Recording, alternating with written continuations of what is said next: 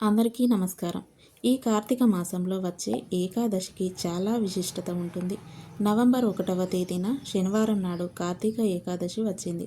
కార్తీక ఏకాదశి శనివారంతో కలిసి రావడం చాలా విశేషం. కాబట్టి ఇలాంటి అద్భుతమైన ఏకాదశి చాలా అరుదుగా వస్తుందని వేద పండితులు సూచిస్తున్నారు. ఈ కార్తీక మాసంలో ప్రతిరోజు దీపారాధన చేయలేని వారు కార్తీక ఏకాదశి నాడు ఒక చిన్న దీపం వెలిగించినా సరే కొన్ని వేల రెట్ల అధికంగా పుణ్య ఫలితం లభిస్తుంది. అంతటి శక్తి ఈ కార్తీక ఏకాదశికి ఉంటుంది. కాబట్టి కార్తీక ఏకాదశి పూజా విధానం, పాటించాల్సిన నియమాల గురించి ఈ వీడియోలో తెలుసుకుందాం. ముందుగా ఈ వీడియోకి ఒక లైక్ కొట్టి ప్రతి ఒక్కరూ ఓం నమ శివాయ అని కామెంట్ చేయండి. నవంబర్ 1వ తేదీ శనివారం నాడు కార్తీక ఏకాదశి వచ్చింది. ఈ కార్తీక ఏకాదశి రోజునే యోగ నిద్రలో ఉన్న విష్ణుమూర్తి మేల్కొంటాడు. కాబట్టి ఈ ఏకాదశి రోజున విష్ణు స్వరూపమైన వెంకటేశ్వర స్వామిని పూజిస్తే సకల పాపాలన్నీ వెంటనే తొలగిపోయి కోరిన కోరికలన్నీ వెంటనే నెరవేరుతాయి. కాబట్టి ఈ కార్తీక ఏకాదశి రోజున పూజ చేసే ఆడవారు తెల్లవారుజామున నిద్రలేచి చన్నీటితో తలస్నానం చేసి ఇంట్లో దీపారాధన చేసుకోండి. అలాగే ఇంటి గుమ్మానికి పసుపు రాసి కుంకుమ బొట్లు పెట్టి ఇంటి ముందు బియ్యం పిండితో ముగ్గు వేసుకోవాలి. ఇంటిని శుభ్రం చేసి ఇల్లంతా పసుపు నీళ్లు చల్లుకోవాలి.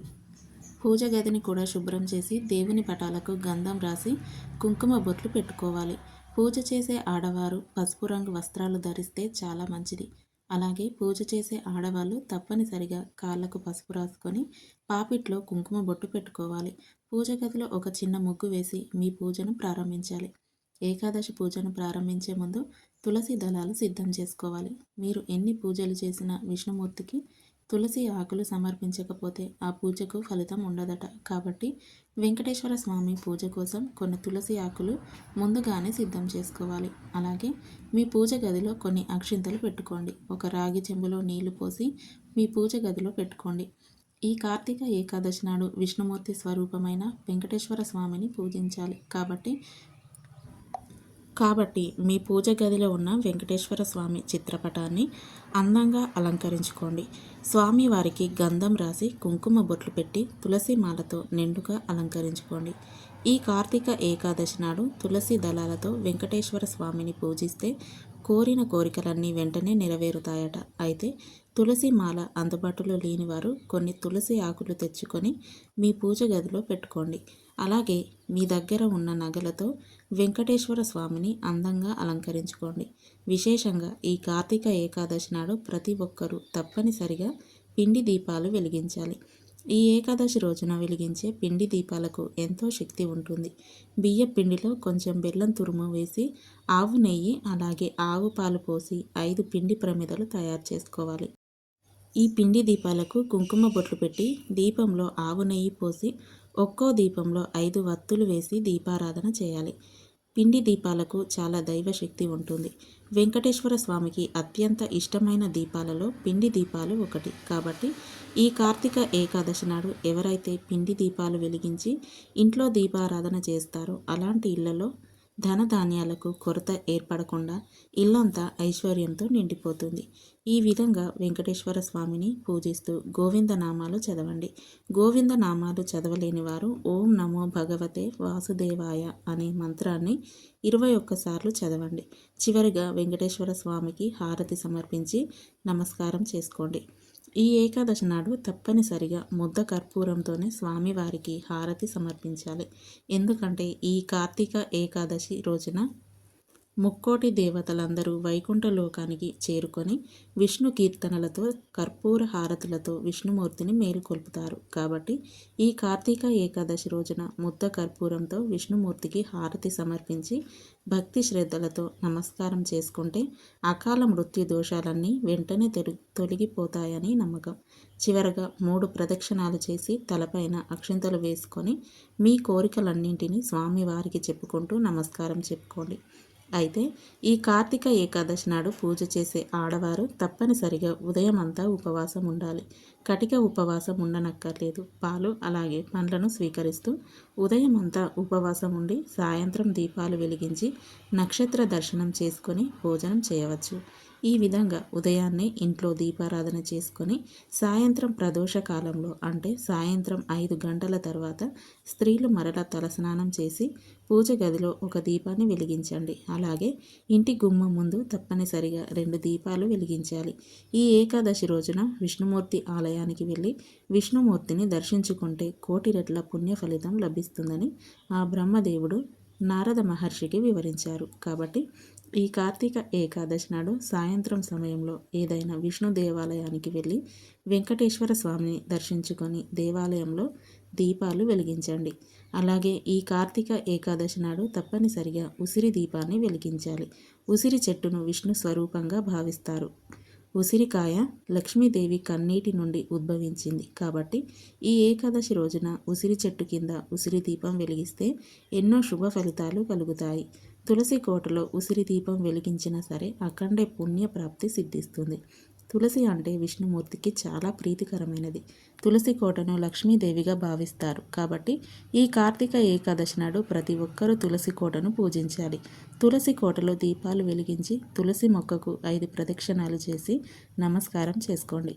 మహాలక్ష్మీదేవి ఆశీర్వాదంతో మీ కుటుంబం మొత్తానికి సిరి సంపదలు వరిస్తాయి. రావి చెట్టులో విష్ణుమూర్తి కొలువై ఉంటాడని నమ్మకం కాబట్టి ఎంతో శక్తివంతమైన ఈ కార్తీక ఏకాదశి నాడు రావి చెట్టును పూజిస్తే విష్ణుమూర్తి ఆశీర్వాదం సులభంగా కలుగుతుంది. విపరీతమైన ఆర్థిక సమస్యలతో ఇబ్బంది పడేవారు రావి చెట్టుకు నీళ్లు పోసి 5 ప్రదక్షిణాలు చేయండి. ఆర్థిక సమస్యలన్నీ తొలగిపోయి ధనపరంగా కలిసి వస్తుంది. అలాగే రావి చెట్టు కింద దీపాలు వెలిగిస్తే లక్ష్మీనారాయణులు ఎంతో సంతోషించి అఖండ ఐశ్వర్యాన్ని ప్రసాదిస్తారు. ఈ కార్తీక ఏకాదశి రోజున ఉపవాసం ఉంటే 1000 అశ్వమేధ యాగాలు చేసినంత పుణ్య ఫలితం లభిస్తుందట. ఈ ఒక్కరోజు చేసే ఉపవాసాలకు సకల పాపాలన్నీ తొలగిపోయి అష్టైశ్వర్యాలు సిద్ధిస్తాయి. ఇక ఈ ఏకాదశి నాడు తప్పనిసరిగా గోమాతను పూజించాలి. గోవుకు అరటిపండు తినిపించి గోవు చుట్టూ ప్రదక్షిణాలు చేస్తే జాతక దోషాలన్నీ వెంటనే తొలగిపోయి విపరీతమైన అదృష్టం కలిసి వస్తుంది. అయితే ఈ కార్తీక ఏకాదశి నాడు సాయంత్రం సమయంలో ఉప్పు తినకూడదని పండితులు సూచిస్తున్నారు. ఈ రోజున ఉప్పు తింటే అనారోగ్య సమస్యలు ఏర్పడతాయట. మీ జీవితంలో ఏమీ లేని స్థాయి నుండి గొప్ప స్థాయికి ఎదగాలనుకుంటే ఎంతో శక్తివంతమైన ఈ కార్తీక ఏకాదశి నాడు విష్ణు స్వరూపమైన తాబేలు విగ్రహాన్ని తెచ్చుకొని మీ పూజ గదిలో పెట్టుకోండి. ఇక మీ ఇంటికి అన్ని విధాలుగా కలిసి వస్తుంది. అలాగే ఇంట్లో తులసి మొక్క లేని వారు ఈ కార్తీక ఏకాదశి నాడు తులసి మొక్కను తెచ్చుకుంటే ఆ లక్ష్మీదేవి స్వయంగా మీ ఇంట్లోకి అడుగు పెడుతుందట. ఇక వివాహ ప్రయత్నాలు చేసేవారు ఈ కార్తీక ఏకాదశి నాడు తులసి కోట ముందు ఆవు నెయ్యితో 5 దీపాలు వెలిగించి తులసి మాతకు హారతి సమర్పించండి. వివాహం కాని వారికి త్వరగా వివాహం కుదురుతుంది. అలాగే ఈ శక్తివంతమైన కార్తీక ఏకాదశి నాడు పేదలకు దానం చేస్తే ఎంతో పుణ్య ఫలితం లభిస్తుందట. ముఖ్యంగా గోధుమలు, బియ్యం అలాగే బెల్లాన్ని దానం చేస్తే మీ ఇంటి సంపద విపరీతంగా పెరిగిపోతుంది. ఈ ఏకాదశి నాడు ఎవరికైనా అన్నదానం చేయండి. ఈ రోజున ఒక్కరికి అన్నదానం చేసినా సరే 1,00,00,000 మందికి అన్నదానం చేసినంత ఫలితం కలుగుతుంది.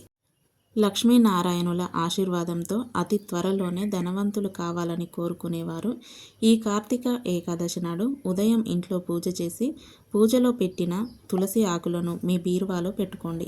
ధన సమస్యలన్నీ తొలగిపోయి ధనపరంగా బాగా అభివృద్ధి చెందుతారు. ముఖ్యంగా ఈ ఏకాదశి నాడు తలకు నూనె రాయకూడదు. అలా చేస్తే ఆయుక్షీణం అవుతుందని, అనారోగ్య సమస్యలు ఏర్పడతాయని నమ్మకం. ఈ విధంగా ఈ కార్తీక ఏకాదశి నాడు విష్ణు స్వరూపమైన వెంకటేశ్వర స్వామిని పూజిస్తే మీ కుటుంబ కష్టాలన్నీ వెంటనే తొలగిపోయి ఈ సంవత్సరం అంతా ఎలాంటి ఆపదలు దరిచేరకుండా ఆ వెంకటేశ్వర స్వామి మీ ఇంటిని రక్షిస్తూ ఉంటాడు. కాబట్టి ఈ ఏకాదశి రోజున ఈ చిన్న చిన్న నియమాలను పాటించి అలాగే పరిహారాలను పాటించి ఆ వెంకటేశ్వర స్వామి ఆశీర్వాదాలను పొందండి. ఈ వీడియో కనుక మీకు నచ్చినట్లయితే తప్పకుండా లైక్ చేయండి, షేర్ చేయండి. అలాగే ఇలాంటి మరిన్ని వీడియోల కోసం మా ఛానల్ని సబ్స్క్రైబ్ చేసుకోండి.